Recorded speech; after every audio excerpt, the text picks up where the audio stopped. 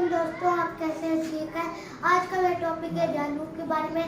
जानवर आपके लिए एक बहुत अजीब चीज़ हो सकती है और आपको जानवर अंडे भी देती है, गाय दूध देती है आपको, घोड़े आपको एक मंजिल से दूसरी मंजिल में पहुंचाते हैं और गाय दूध देती है।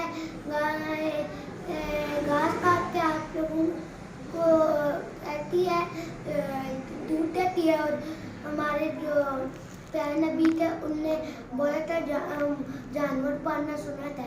तो मैंने मुर्गी पाले थे। तो हुआ ये, तो मैंने मुर्गी की आंख पे दाना भर दिया, दूसरी मुर्गी ने आंख पे मारा तो वो मर गई। फिर मुर्गा मर गया और फिर अल्लाह ताला ने बोला था मुर्गा मुर्गी जो होंगे ना, दिन मुर्गा मुर्गी होंगे ना, उनके घर काला जादू नहीं होगा।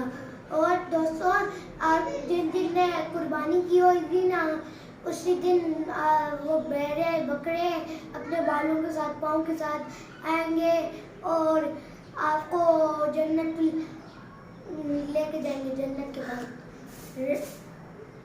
लाइक करना, शेयर करना, सब्सक्राइब करना। और मेरा आखिरी शेर, कभी जानवरों को पकड़ना नहीं है। लाइक करना ना, कमेंट करना, शेयर करना। आज की वीडियो कैसे लगी?